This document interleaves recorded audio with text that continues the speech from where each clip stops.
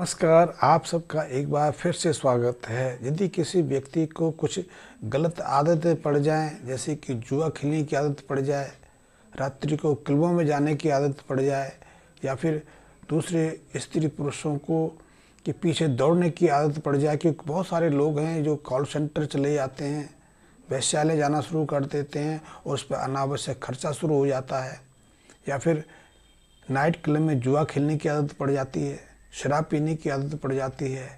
ऐसे जो अनुपयुक्त कार्य हैं, ऐसे में जब कोई व्यक्ति संलग्न हो जाता है तो घर परिवार को, घर के सदस्यों को भी कई तरह की परेशानी झेलनी पड़ती हैं।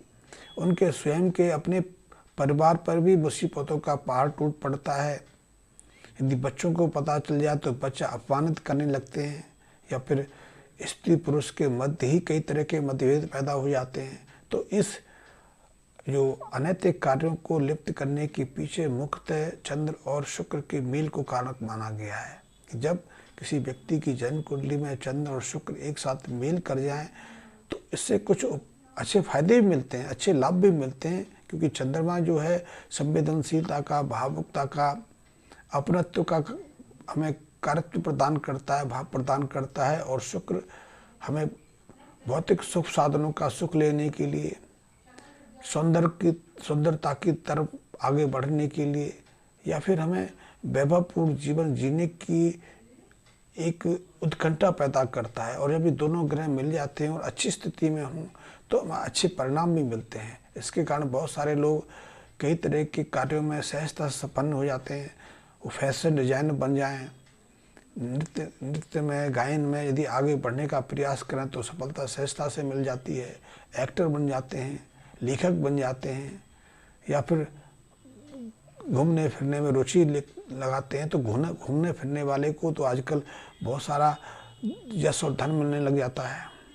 तो चंद्र शुक्र का मेल कई तरह के शुभ प्रभाव भी देता है। लेकिन यदि यही चंद्र शुक्र का मेल कुछ अशुभ स्थिति में निर्मित हो जाए, जैसे कि ये भाव यदि 7वें स्थान पर बन जाए तो 7वें स्थान पर ये अशुभ प्रभाव देता है और ऐसे में अनैतिकता की तरफ अग्रसर होने के लिए प्रेरित करता है। और ऐसे जातक निश्चित रूप से या तो रात्रि क्लबों में जाना शुरू कर देते हैं, जुआ खेलना शुरू कर देते हैं, लॉटरी का व्यसन अपना लेते हैं, शराब का सेवन करने लगते हैं।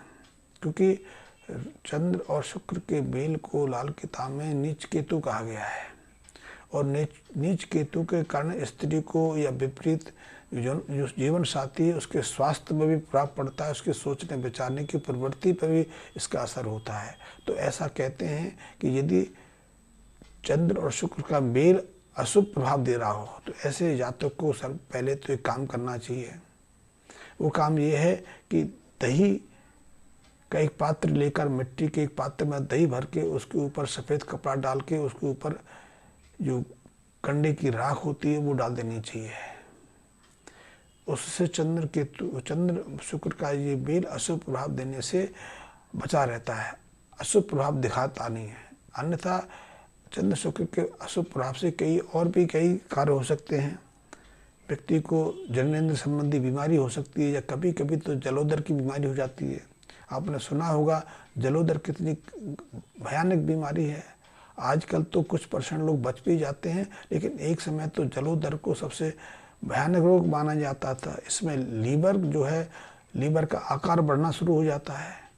लीवर के आकार बढ़ने से पेट का आकार मटके की आकृति ग्रहण कर लेता है, पेट फूलता चला जाता है।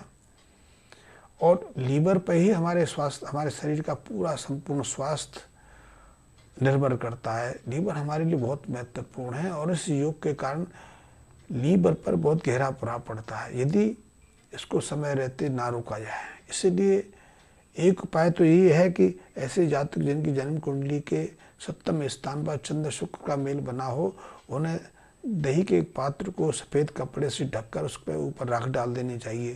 पहले हमारे एक प्रचलन था कि दही आदि को मिट्टी के पात्र में रखने का प्रचलन था, अब तो वो प्रचलन ही समाप्त हो गया।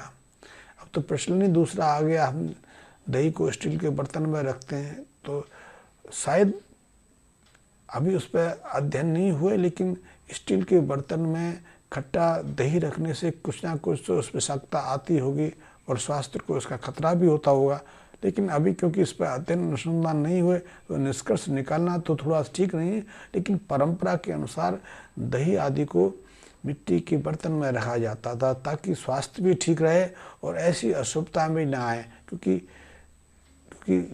यदि चंद्र शुक्र का मेल होगा तो हमारे व्यवहार में, हमारे बर्ताव में कई तरह के परिवर्तन आएंगे।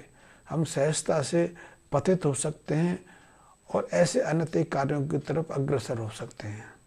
तो ऐसे में यदि घर परिवार का कोई सदस्य ऐसे अनैतिक कार्य करने लगे तो उसके लिए सबसे पहले तो हम ये मैंने उपाय बताया वो कर सकते हैं, क्योंकि इस एक उपाय से चंद्र शुक्र की अशुभता को शांत कर किया जा सकता है। इसके अलावा चंद्र की अशुभता को शांत करने के लिए चंद्र से संबंधित दूध और चावल का नियमित रूप से किसी मंदिर में दान किया जा सकता है। उससे भी चंद्र की अशुभता दूर हो जाती है। और शुक्र की अशुभता के लिए गाय की सेवा कर सकते हैं, गाय की पालना कर सकते हैं, गाय को हरा चारा से दे सकते हैं, गाय को गुड़ और खल खिलाने से भी शुक्र संबंधी ऐसी जो समस्याएं हैं उसे निजात मिल जाती है।